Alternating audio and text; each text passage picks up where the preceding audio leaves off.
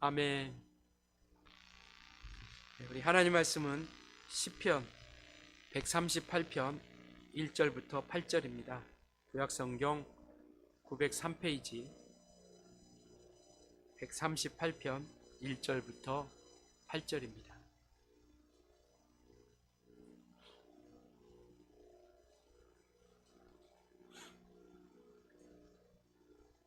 교독하시겠습니다.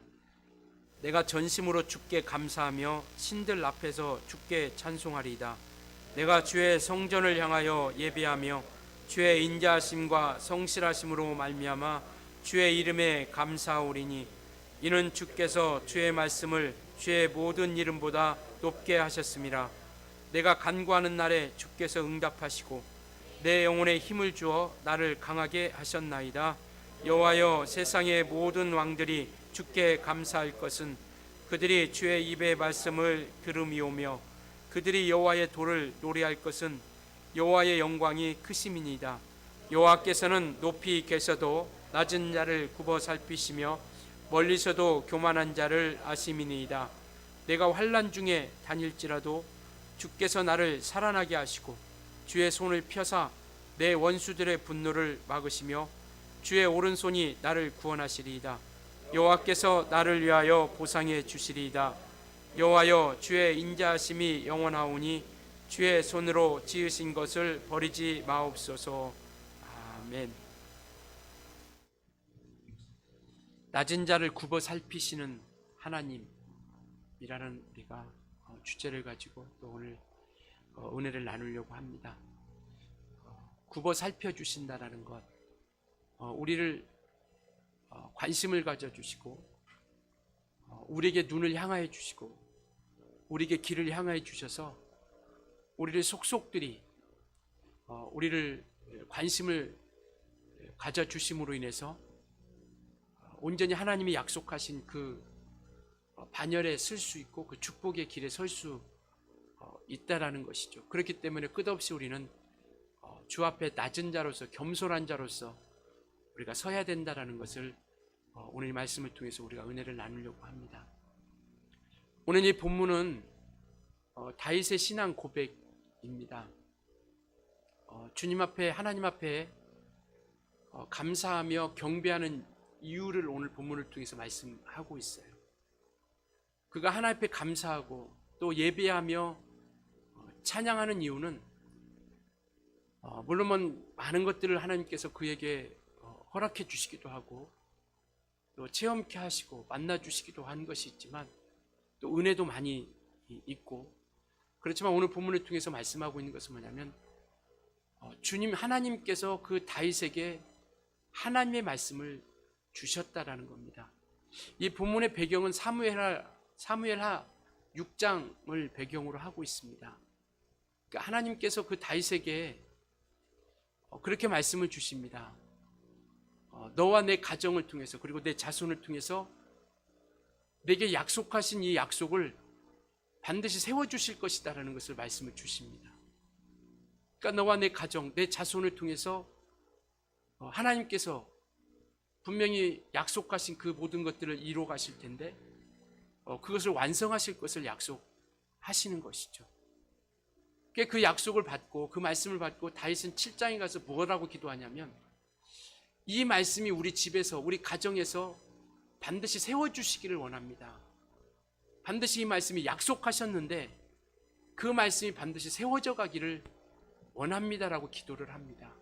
하나님께서 다윗이 감사할 수 있었던 건 뭐냐면 말씀을 주신 것으로 인하여 감사하고 그리고 그 말씀이 그것이 그대로 또 그들 가운데 이루어지고 말씀의 역사가 나타나는 것으로 인해서 우리가 감사할 수 있다는 것이죠. 오늘 저와 여러분이 감사할 수 있는 것은 어떤 무엇인가 거창한 것을 우리에게 허락해 주신 것이 아니라 우리에게 하나님께서 생명의 그 말씀을 영이요 생명이요 라고 말씀하신 그 생명의 말씀을 오늘도 날마다 우리 심령 가운데 성령을 통해서 우리에게 감동해 주시고 그 말씀을 우리 가운데 주시고 있다는 겁니다.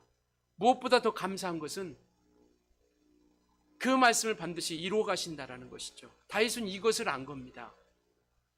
그 약속을 주셨고 그 약속을 통해서 반드시 행하시고, 그리고 오늘 설교 제목처럼 그를 살펴주시는 분이시다라는 것을 이 다윗은 믿음으로 오늘 이 시간을 통해서 고백하고 있는 것이죠. 그래서 말씀으로 인도해 주시고 오늘 3절에 나와 있는 것처럼 정말 내 영혼에 힘을 주시고, 그리고 뿐만 아니라 강하게 해주신다라는 겁니다. 대적을 만날 때 우리에게 힘을 북돋워 주셔서 당당히 맞설 수 있도록 내 영혼에게 힘을 주시고 북돋워 주신다라는 것이죠. 그게 다윗이 전쟁 가운데서도 하나님이 함께 해주셨고, 모든 대적들 가운데도 말씀을 통해서 나타내 주시고, 또 주님의 권능들을 통해서 함께 해주시는 역사들을 보여주고 있는 것이죠. 다윗은 이와 같이 하나님이 이끌어 주시고 도와주시고 그 은혜 가운데 정말 이 믿음의 고백처럼 이와 같이 고백을 하는 겁니다. 너무나도 큰 은혜를 받았기에 4절에 뭐라고 말씀하고 있냐면, 이 모든 백성들이, 세상의 모든 왕들이 주께 감사하는 일이 일어났으면 좋겠다. 왜냐하면 주님께서 그들에게도 동일하게 말씀을 통해서 함께 하시고, 말씀을 통해서 세워주시고, 말씀을 통해서 함께 역사하시는 그러한 증거들을 통해서 모든 세상의 왕들이, 모든 인생들이 하나님이 참 하나님 되심을 아는 그날이 왔으면 좋겠다. 그래서 정말 하나님의 그 진리를 찬양하고 하나님을 찬양하는 역사들이 이루어지기를 소망하고 있는 것이 4절, 5절 이렇게 말씀하고 있죠.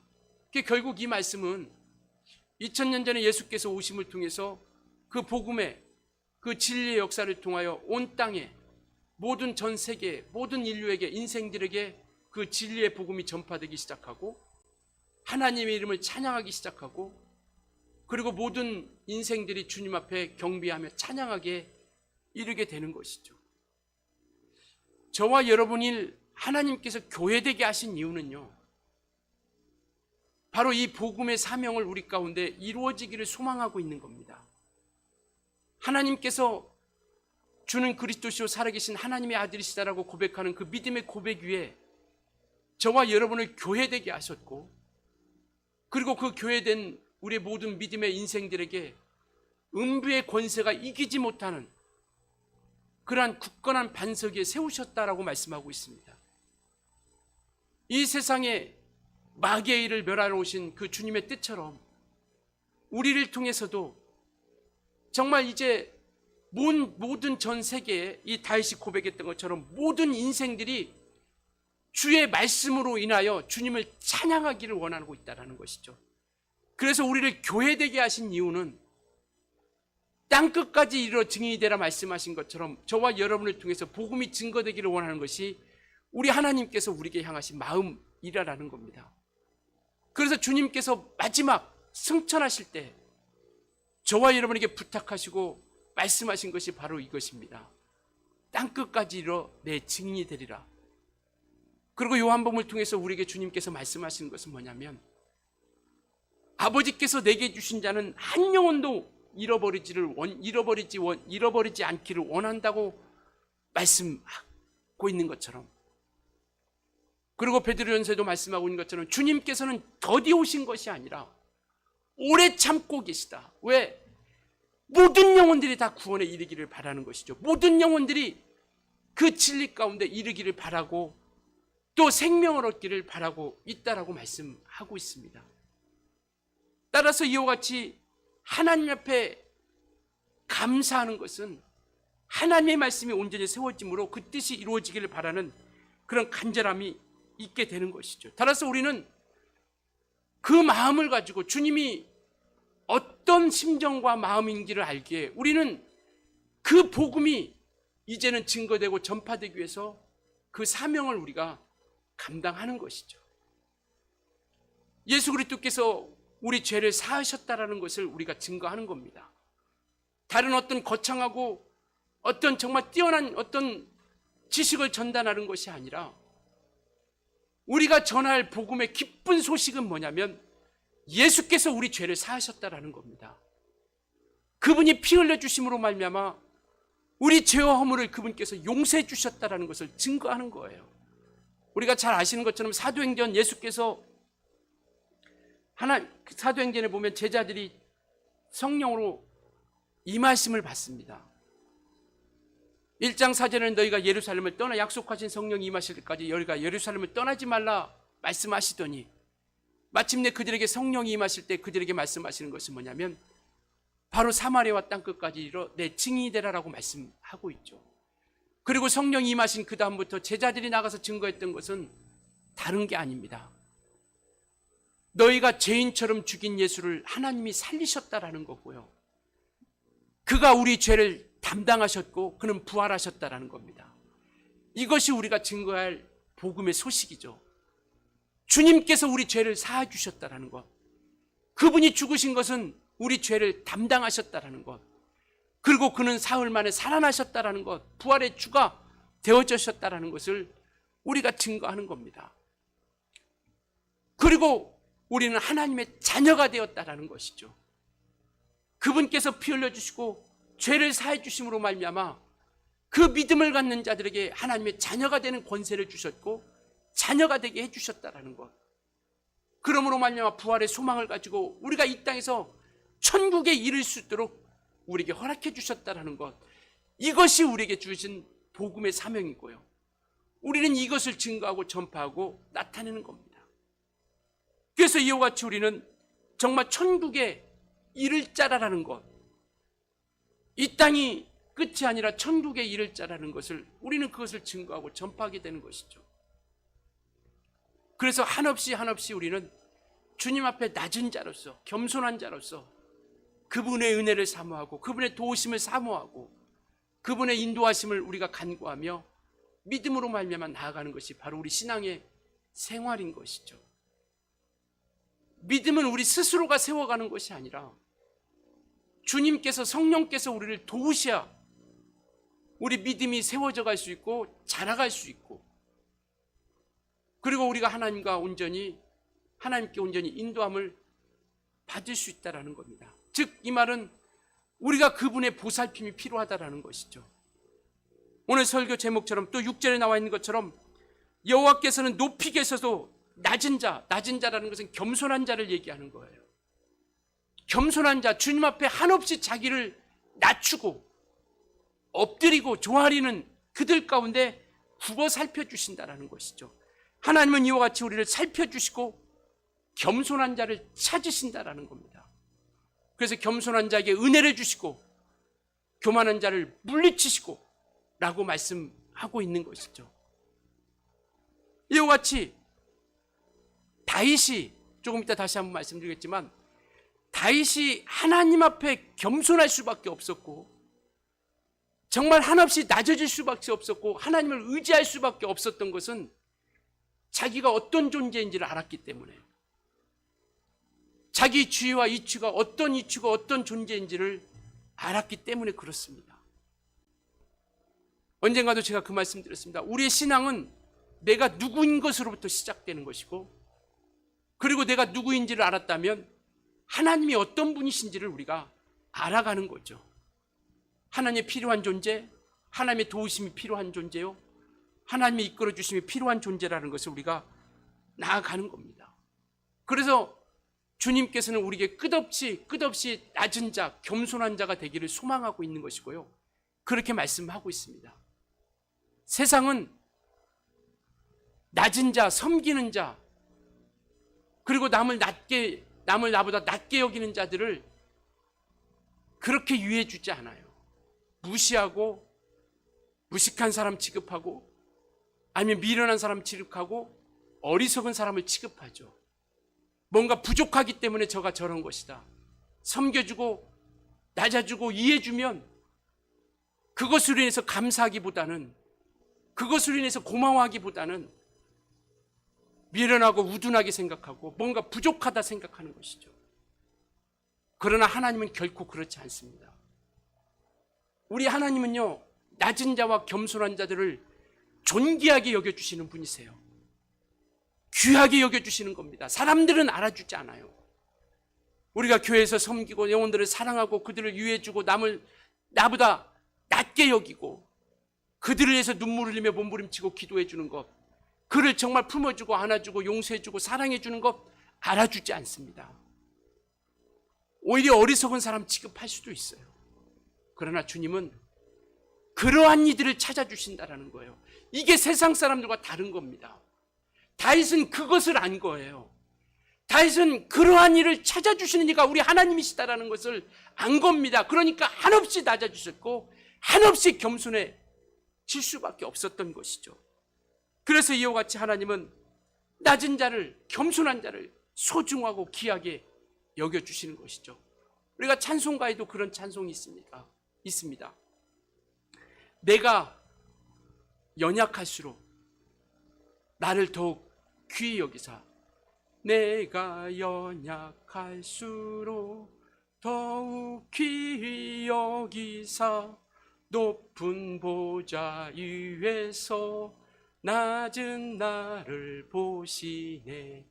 날 사랑하심, 날 사랑하심, 날 사랑하심 성경에 써 있네. 내가 연약할수록 더욱 귀히 여겨주시는 이가 있다라는 것이죠. 이게 우리 소망 아닙니까? 세상 사람들이 나를 알아주지 못해도, 세상 사람 나를 알아주지 못해도 주님 날 귀하게 여겨주시고 소중하게 여겨주시니 높은 그곳에서 정말 하늘 위에 계시는 그분께서 높디 높인 크고 높으신 분이 우리를 귀하고 소중하게 여겨주신다라는 겁니다. 그렇기 때문에 우리는 겸손할 수밖에 없는 것이죠. 왜? 그것은 주님의 마음이기 때문에. 그것은 겸손은 주님의 마음이거든요. 올 한 해 우리는 예수 그리스도의 마음을 품으라라는 주제를 가지고 달려왔고 기도했습니다. 예수 그리스도의 마음을 품는 자. 우리가 날마다 매주마다 우리가 예배하며 고백합니다. 빌립보서 2장 6절. 그는 근본 하나님의 본체시나 하나님과 동등됨을 취할 것으로 여기지 아니하시고 자기를 비었다라는 것이 뭐냐면 자기를 포기한 겁니다. 자기를 내려놓은 거예요. 자기를 버린 겁니다. 하나님과 동등하신 그가 자기를 버리시고 내려놓으면서 종의 형체를 입으셔서 사람과 같이 되었다라고 이렇게 말씀하고 계세요. 이게 주님의 마음입니다. 아버지와 동등하신 분이시지만 그러나 동등됨을 취하지 아니하고 이와 같이 정말 자기를 헛되게 하면서 종의 모습, 사람의 모습을 통해서 정말 하나님이 원하시는 그 뜻을 이루어 가신 것이죠. 하나님의 뜻을 이루시고 그리고 인간을 향한 구원을 향한 그 뜻을 그분이 정말 십자가를 지심을 통해서 이루어 가신 것이죠. 그분이 육체를 가지고 인생의 모습을 가지고 이 땅에 오셨다라는 것은요, 가장 낮은 모습으로 이곳에 오신 겁니다. 그분이 하실 수 있는 최대한으로 가장 낮은 모습으로 우리와 만나 주시기 위해서 그분은 오셨어요. 만약에 그분이 그렇게 오시지 않았다면 우리에게는 구원은 없어요. 생명은 없습니다. 그분이 육체의 모습을 가지고 죽으시지 않았다면 우리에게 영생은 없습니다. 우리 죄는 영원히 있어 사망과 멸망에 빠질 수밖에 없는 것이죠. 그래서 그 마음을 우리에게 알게 하신 이유는 그 마음과 함께 우리가 온전히 이끌어 나가기를 바라고 있는 것이죠. 이것이 겸손이고 이것이 낮아짐이고요. 이것이 기독교의 본질입니다. 이 빌립보서 2장 5절부터 11절 말씀이 한마디로 얘기하면 겸손과 순종이거든요. 이것이 우리 기독교인의 본질이에요. 그래서 그분은 어디까지 낮아지셨느냐? 십자가의 저주를 통해서 죽음에 이르기까지 그는 낮아지신 거예요. 성경에 보면 바로 십자가에 죽는 것은 저주를 받은 자들이라고 이렇게 말씀하고 계세요. 예수께서 십자가에 못 박혀 돌아가셨다는 것은 저주를 담당하신 겁니다. 우리의 저주를 담당하시죠. 이와 같이 낮아지신 거예요. 그래서 정말 그분이 하실 수 있는 모든 것 최대한으로 낮아주셔서 이 땅에 오신 것이죠. 그래서 마태복음 20장 28절을 보면 우리 주님은 우리를 섬기러 오셨다, 섬김받으러 오신 것이 아니라 섬기러 오셨다라고 이렇게 말씀하고 있습니다. 그게 아버지의 마음이요, 우리 예수 그리스도의 마음이요, 곧 이 마음을 우리에게 허락해 주셔서 그 마음을 우리가 담기를 원하고 있는 것이죠. 하나님은 섬김을 받으러 오시지 않았다고 하니까 섬기지 않아도 된다라고 우리가 오해하면 안 됩니다. 그분이 하실 일을 하시는 거예요. 섬기러 오신 겁니다. 그러나 우리가 해야 할 일은 뭐냐면 그분을 섬기는 일을 우리가 해야 된다라는 거예요. 요한복음 12장 26절에요. 너희가 나를 섬기려면, 주님께서 말씀하시는 겁니다. 너희가 나를 섬기려면 나를 따르라. 그리고 나를 섬기는 자는 아버지께서 귀하게 여겨주시겠다라고 말씀하고 계세요. 주님은 그분의 일을 하신 겁니다. 낮아짐의 모습을 통하여 섬기는 모습으로 오셨고, 우리는 주님을 섬기는 그 본분을 우리가 해야 된다라는 것이죠. 그래야 우리 아버지 앞에 귀하게 여길 수 있다라는 겁니다. 따라서 이와 같이 섬기는 자들, 왜 우리가 섬기는 자가 되느냐? 섬기는 자들에게는 복을 주시겠다고 말씀해 주시기 때문에. 그래서 우리가 주님을 섬기는 것은 복을 받기 위해서 섬기는 겁니다. 복을 받기 위해서 섬기는 거예요. 아버지 앞에 귀하게 여김 받기 위해서 우리가 섬기는 것이죠. 그래서 우리는 그 겸손의 모습을 쫓아, 그 주님의 마음을 쫓아서 우리가 그 마음을 가지는 겁니다. 그래서 이 빌립보서 2장 5절에도 이렇게 말씀하고 있잖아요. 너희 안에 이 마음을 품으라. 곧 누구의 마음이요? 그 예수 그리스도의 마음, 그리스도의 예수의 마음. 겸손은 예수 그리스도의 마음입니다. 그래서 우리가 이 땅에서 낮아지고 섬기는 자가 되기를 원하고 있죠. 그래서 에베소서에 보면 섬기되 누구에게 하듯이 하느냐? 죽게 하듯. 섬기되 죽게 하듯 하는 겁니다. 우리가 남 영혼들을 섬기고 그들을 이해해 주는 것, 그들의 환경과 모습과 형편을 보는 것이 아니라 정말 죽게 하듯 그 영혼을 섬겨주는 것이고요. 골로새서 같은 경우는 모든 일을 죽게 하듯 해다라고 이렇게 말씀하고 있습니다. 에베소서 5장에는 아내가 남편에게 복종하는데 죽게 하듯 하라라고 이렇게 말씀하고 계세요. 남편이 아내를 사랑하는 것 죽게 하듯 하는 겁니다. 우리가 사람에게 하는 것이 아니라 죽게 하듯 하는 것이죠. 겸손은 행동입니다. 낮아짐은 행동이에요. 순종입니다. 결심이 아니라, 다짐이 아니라. 주님께서 다짐만 하고 오시지 않았다면 어떻게 되었을까요? 우리에게 주님께서 예수 그리스도의 마음을 품으라는 것은 주님과 함께 같이 가기를 원하는 거예요. 함께 순종하기를 원하는 겁니다. 우리 주님의 교회가 정말 우리가 영혼을 섬기는, 그리고 그를 빌립보서 이 앞에 우리가 2장 3절에는 그렇게 말씀하고 계세요. 남을 나보다 낮게 여기는 자가 되라라고 이렇게 말씀하고 있죠. 남을 나보다 낮게 여기는, 더 높게, 귀하게, 소중하게 여기는 자. 이게 교회된 우리 믿음의 사람들에게 주님께서 원하시는 것이고요. 우리가 간절히 바라고 있는 겁니다. 정말 우리는 섬기는 자가 되었으면 좋겠어요. 영혼을 귀하게 여기는 자가 되었으면 좋겠습니다. 내가 할 수 있는 그곳에서, 내가 할 수 있는 그 영역 안에서 정말 영혼을 섬기고 사랑하고 귀하게 여기고 가치 있게 여기고 소중하게 여기는 자. 왜? 주님이 나를 그렇게 해주셨거든요. 주님이 저와 여러분을 그렇게 귀하게 여겨주셨거든요. 그러니까 우리는 낮아지지 않을 수 없는 겁니다. 하나님께서 그렇게 낮은 모습을 통해서 섬겨주셨기에 그 섬김을 아는 이들이라면 낮아지지 않을 수 없는 거죠. 겸손하지 않을 수 없는 거죠. 섬기지 않을 수 없는 거죠. 왜? 그들도 예수께서 피 흘려주신 영혼들이거든요. 그들도 주님께서 피 흘려주셔서 살리고자 하는 마음이 있거든요. 그래서 주님의 마음은 아까도 말씀드렸던 것처럼 한 영혼도 멸망하지 않기를 바라고 있는 것이 우리 주님께서 우리에게 향하신 마음이라는 것을 말씀하고 있습니다. 그래서 우리는 하나님이 어떤 분이신지를 안다라면 정말 겸손함이라는 것은 하나님 앞에서 우리가 어떻게 살아간지를 아는 거예요. 목자가 양이 목자 앞에서 어떻게 교만할 수 있겠습니까? 목자 없이 양이 어떻게 살아갈 수 있어요? 우리는 양답게 살아가는 겁니다. 아버지 앞에 우리는 하나님의 자녀예요. 아버지 앞에 우리는 자녀입니다.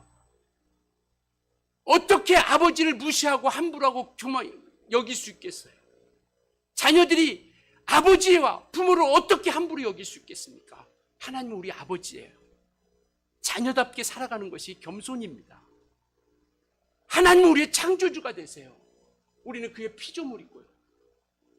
감히 지음받은 자가 지은이 앞에 힐문할 수 있나요? 그러니까 우리는요,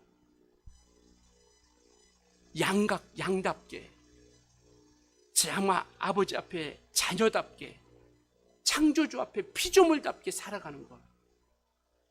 그렇게 온전한 믿음의 모습을 통해서, 겸손한 모습을 통해서 우리가 살아가는 거고요. 주님께서는 이러한 이들을 살펴주시고 이러한 이들에게 관심을 가져주신다는 것을 말씀하고 있습니다. 오늘 본문을 믿음의 고백한 다윗은 왕입니다. 왕은 우리가 아는 것처럼 부끄러움이 없는 사람이에요. 그리고 부족함이 없는 사람이죠. 그래서 하나님께서 이스라엘 백성들이 왕을 달라고 할 때 하나님께서 왕을 주시면서 세 가지를 이야기합니다. 너희들이 재산을 모으고 농사를 짓고 수확을 하면 내가 거두어갈 것이다. 그리고 남자들이 나면 내가 전쟁 가운데 그 남자들을 군대에 내보낼 것이다. 전쟁 가운데 내보낼 것이고, 여자들을 낳으면 내가 그것을 내가 궁녀로 모두 내가 데리고 갈 것이다. 그래서 솔로몬 같은 경우는요, 후궁까지 합하면 1000명에 가까운 후궁 사람 아내를 두지 않습니까? 그럼에도 부끄러움이 없죠.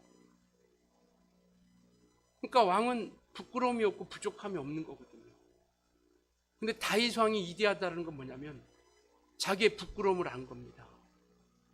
우리아의 아내를 뱀했을 때도 부끄러움을 알았고, 나단의 선자를 통해서 그에게 말씀을 주실 때 부끄러움을 알았던 것이고, 자기의 낮아짐을 알았던 겁니다. 이게 다른 거죠. 다윗 왕은 하나님이 얼마나 크고 놀라웠고, 그리고 정말 그가 살아갈 수 있는 길이 하나님 앞에 한없이 나약한 존재이고 그와 같이 살아갈 수밖에 없는 인생이라는 것을 알았던 겁니다. 자기의 위치를 안 거지고 자기의 존재를 안 거죠. 자기의 포지션을 안 겁니다. 자기가 어디에 있어야 할 곳인 걸 안 거죠. 신앙생활은 바로 이거 아닙니까? 하나님 앞에 내가 어디에 있어야 할 곳인지. 우리가 운동 경기 보면, 특히 농구 같은 거 보면 자기가 있어야 할 포지션이 있지 않으면 감독들이 질책을 하죠. 왜 너 그곳에 없냐? 그곳에 있어야 할, 각각의 포지션을 지켜야, 그래야 제대로 된 승부를 가질 수 있기 때문에 우리가 하나님 앞에 인정받고 우리 믿음의 신앙의 생활하는 것, 신앙생활이 성공할 수 있는 것은 다른 것이 아니라 우리의 포지션을 아는 겁니다. 그래서 한없이 주님 앞에 낮아짐을 통해서 그의 보살핌을 받는 것이죠. 우리는 우리의 비천하고 우둔한 우리 인생들을 통해서 그의 보살핌을 받는 겁니다. 그의 보살핌을 받는 것이죠. 오늘도 말씀하고 있지 않습니까? 6절에 여호와께서는 높이 계셔도 낮은 자를 굽어 살피시며, 굽어 살피신다라는 것은요, 마치 관찰하듯이 구석구석 관심을 보이고 세밀하게 살핀다라는 겁니다. 뿐만 아니라 우리의 마음의 고통까지도 주님께서 살펴주신다라는 거예요. 이게 굽어 살펴주신다라는 겁니다. 마음을 다해서, 하나님께서 마음을 다해서 구석구석 살펴주신다라는 거예요. 우리 행하는 모든 것들까지도 살펴주시고 마음의 고통까지도 살펴주신다라는 겁니다. 마치 부모가 자녀들을 살피는 것처럼, 부모가 자녀들이 육체만 건강한 것을 살핍니까? 그 마음까지도 헤아리죠. 저의 마음이, 저의 생각이 어떤 생각을 가지고 있는지. 그래서 그 마음까지도 헤아려서 이루어주고 이끌어주고 도와주려고 하는 거죠. 육체만 건강하게 잘 자라는 것이 아니라. 이게 주님의 마음이거든요. 아니, 우리가 가지는 그 마음보다 정말 이루 말할 수 없는 더 큰 마음을 가지고 있는 거죠. 그래서 제가 아이들을 위해서 기도할 때마다 그렇게 기도합니다. 아버지, 이 아이가 키도 자라가게 해주시고 지혜도 자라가게 해주시고 영혼도 자라가게 해주셔서 하나님께 사랑스러워가며 세상 가운데 뛰어난 자가 되주세요. 누가복음 2장에 주님께서 그렇게, 주님이 자라가는 것을 통해서 그렇게 성경은 말씀하고 계세요. 주님이 키도 자라가고 지혜도 자라가고 하나님 앞에 사랑스러워 가더라라고 이렇게 말씀하고 있습니다. 우리 아이들의 마음을, 우리는 육체만 잘 자라면 끝이 아니라 그들의 마음까지도 헤아려 주려고 하는 거 아니겠어요? 그 심령까지도 다스려 주려고 하는 거 아니겠습니까? 주님의 마음이, 우리를 보살펴 주시는 주님의 마음이 이거라는 거예요. 구석구석 살펴주면서 마음을 다해서 우리 마음의 심령의 고통까지도 살펴주시는 분이 우리 주님이시다라는 것이죠. 제가 언젠가 좀 힘들면 저희 어머니한테 전화를 합니다. 그래서 어머니한테 전화해서 어머니 무슨 얘기하다가 오늘은 어머니가 보고 싶네요. 그러면 뭐라고 하냐면 무슨 힘든 일 있냐고 딱 물어보시더라고요. 어머니가 보고 싶네요. 그러면 무슨 힘든 일 있냐? 그러니까 아는 거예요. 그 마음을 아는 거죠. 마음. 육체만 다스려주고 육체만 하는 것이 아니라 마음까지도 아는 거죠. 그래서 그 마음까지도 보살펴 주려고 하는 것이 우리 부모된 이들의 마음이잖아요. 하나님은 그보다 더 크시다라는 겁니다. 마치 이와 같은 거죠. 누가복음 7장에 보면은 나인성 과부가 있어요. 나인성 과부예요. 남편을 잃은 사람입니다. 그런데 아들까지 잃었어요. 그 얼마나 그 마음이 푹푹하겠습니까? 그 정말 눈물을 주체할 수 없는 그 눈물 가운데 그 마음과 그 정말 아들을 잃은 슬픔과 고통을 주님께서 오셔서 만져주시는 거예요. 이게 보살핌입니다. 그래서 그 눈물을 멈춰주시고 그 마음을 만져주시죠. 이게 주님의 보살핌이거든요. 주님은 이와 같이 우리를 보살펴 주신다는 거예요. 누가복음 8장에 혈루증을 앓는 여인이 있습니다. 12년 동안 그가 할 수 있는 모든 것을 다 한 겁니다. 아무에게도 고침받지 못했다라고 성경은 그렇게 말씀하고 계세요. 아무에게도 고침받지 12년 동안 정말 별별 곳을 다 다녔지만 아무에게도 고침받지 못했다라는 거예요. 그런데 예수님께서 지나가신다는 소리를 듣고 차마 앞에 나가지도 못하고 정말 그 옷가에라도 손을 대고자 하는 그 마음, 주님은 그 마음을 살피신다라는 거예요. 옷가에라도 닿으면 좀 나을까 싶은 그 혈루증 앓는 여인의 마음, 그 심령까지도 헤아려 주시고 살펴주시는 분이 바로 우리 주님이시다라는 겁니다. 누가복음 12장에, 누가복음 19장에 삭개오 나오죠. 세상적으로 보면 어떤 지위가 있기 때문에 그렇게 생각할 수 있지만요, 유대인들에게 그는 정말 천대받는 자요, 죄인 취급받았던 사람입니다. 그런데 어느 날 주님이 그 앞에 지나가신다는 소리를 들은 거예요. 키도 작아요. 약점도 많고 허물도 많습니다. 그렇지만 거기서 포기하지 않고 그럼에도 불구하고 앞으로 달려가서 땀이 올라가서 주님을 만나고자 하는 그 마음, 그 마음을 주님께서 헤아려 주신 거예요. 그러니까 그 가정에 그날 구원이 이른 겁니다. 죄사함의 역사가 그에게 이른 거죠. 주님이 이와 같이 살펴주신다는 거예요. 낮은 자에게. 마가복음 10장에는 소경 바디메오가 나옵니다. 그가 주님이 지나가실 때 뭐라고 해요? 다윗의 자손 예수여, 나를 불쌍히 여겨주세요. 부르짖는 겁니다. 외치는 거죠. 주님은요, 주님 앞에 차마 나아가지 못해서 옷가에 손을 대고자 하는 그 여인의 마음, 바디메오처럼 정말 살고자 몸부림치며 부르짖는 그 마음을 아시는 거예요. 그렇기 때문에 주님이 정말 겸손하고 낮고 주님으로 인하여 살아가려고 하는 그들 가운데 차마 주님 앞에 너무나도 고통스럽고 아프고 힘들어서 소리 질러서 외치지 못한다 할지라도 신음소리만 낸다 할지라도 주님께서는 그 마음을 살펴주시는 분이세요. 이게 굽어 살펴주시는 겁니다. 낮은 자, 겸손한 자, 우리가 겸손해야 한 이유, 다윗이 왕이지만 낮아질 수밖에 없었던 그 이유는요, 주님이 그러한 자들을 살펴주시기 때문에 영혼만, 그리 육체만 살펴주시는 것이 아니라 영혼도 살펴주시고 마음도 살펴주시고 영혼도 육체도 강건하게 해주시고 제3의 역사와 우리 거룩한 믿음의 증거로서 우리를 살펴주신다는 겁니다. 믿으십니까? 그렇기 때문에 우리는 한없이 겸손하고 섬기는 자가 되는 겁니다. 왜? 그러한 이들을 귀하게 여겨주시니까요. 그러한 이들을 귀하게 여겨주시니까 정말 우리가 한 해를 보내는 거의 막바지에 다다르고 있습니다. 정말 예수 그리스도의 마음을 끝까지 우리가 잘 지키고 이겨나갔으면 좋겠습니다. 정말 이 마음을 변치 않고 끝까지 복 있는 사람이 뭡니까? 오만한 자리에 앉지 않는 거예요. 오만한 자리에 앉지 않는 겁니다. 그래서 끝없이 나아가는 것이죠. 오늘 겸손한 자들에게 주시는 세 가지 축복이 있습니다. 첫째는 3절입니다. 내가 간구하는 날에 주께서 응답해 주시겠다라는 거예요. 사무엘, 아까도 얘기했던 것처럼 사무엘하 7장인 6장은 하나님께서 다윗에게 말씀을 주시고 내 집을 굳건하게 온전하게 세워질 것이다라는 것을 말씀을 주시고요. 7장은 다윗이 그 말씀을 붙잡고 기도합니다. 하나님, 내게 주신 이 말씀이 내게, 내 가정과 내 자손들을 통해서 온전히 세워지기를 원합니다. 주의 말씀이 온전히 세워지기를 원합니다. 그 간구하는 기도 가운데 하나님께서 응답해 주셨다라는 것을 말씀하고 있죠. 오늘 우리가 주 앞에 기도하는 것은 주님의 말씀이 나와 내 가정을 통해서 온전히 세워져 갈 수 있도록 끝없이 기도하는 거죠. 왜? 그분은 능히 도우실 수 있는 능력이 있으신 분이기 때문에요. 두 번째 겸손한 자들에게 주시는 것은 뭐냐면 7절입니다. 내가 환난 중에 다닐지라도 주께서 나를 살아나게 하시고 주의 손을 펴사 내 원수들의 분노를 막으시며 주의 오른손이 나를 구원하시리이다. 주님께서 그 능력의 손을 펴셔서 우리를 이끌어 주시겠다라는 겁니다. 구원의 길에 이르게 하시겠다라는 거예요. 마치 물속에 빠진 베드로를 향해서 주님께서 손을 뻗으셔서 그를 건져내 주신 것처럼 우리에게 정말 주님께서 손을 펴서 뻗으셔서 우리를 향하여 주사 우리를 멸망의 길에 두지 않냐고 구원의 길, 영생의 길, 생명의 길에 우리 가운데 있게 해주신다는 것을 말씀하고 있습니다.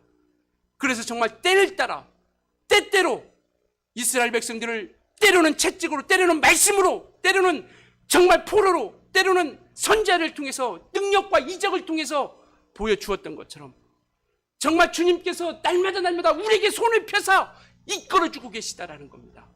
오늘도 우리 심령 가운데 주님께서 두드려 주셔서 말씀으로 역사해 주셔서 우리와 함께하고 있다는 것을 우리에게 보여주고 있어요. 오늘도 우리 주님께서 우리를 구원하시고자 우리에게 생명의 길에 걷고자 오늘도 우리를 두드려 주셔서 온전한 믿음의 길에 설 수 있도록 나타내 주신다는 겁니다. 그의 손을 펴서 우리를 구원해 주신다는 것. 세 번째 우리에게 주시는 겸손한 자들에게 주시는 축복이 뭐냐면 8절입니다. 여호와께서 나를 위해서 보상해 주시리다. 주님께서 우리에게 보상해 주실 때가 있다는 겁니다. 이 보상해 주신다는 것은 완성한다라는 겁니다. 온전케 하고 완성해 주신다라는 거예요. 정말 그가 하나님께서 정해진 그 뜻을 완성해 가시고 우리를 위해서 우리를 향해서 우리를 통해서 이루시고자 하는 그 뜻도 완성해 가신다라는 겁니다. 구원을 완성해 가시고 그리고 주님 앞에 헌신하고 충성하고 이와 같이 봉사하고 섬기고 낮아진 것 그 모든 것들 또한 하나님께서 온전케 해주신다는 거예요. 보상해 주신다는 겁니다. 기억해 주신다는 거예요. 하늘의 면류관을 통해서 하늘의 상을 통해서 우리에게 보상해 주실 때가 있다는 겁니다. 사랑하는 여러분, 주님은 우리에게 말씀하고 계십니다. 종이 으뜸이 되는 나라가 있다는 것을, 섬기는 자가 높아지는 나라가 있다는 것을 우리에게 말씀하고 계세요. 이 땅에서는 섬기고 낮아지고 유해주고 울어주고 기도해주고 손잡아주는 것에 대해서 부담스러워하고 어리석은 사람 취급하고 미련한 사람 취급할 수 있어요. 그러나 종이 으뜸이 되는 나라가 분명히 있고요, 낮은 자가 섬김받는 나라가 있다는 것을 우리에게 말씀하고 있습니다. 정말 우리 주님의 마음, 이 겸손한 마음을 끝까지 가질 수 있기를 예수님으로 축원합니다. 기도하시겠습니다. 이 시간 우리 같이 기도합니다.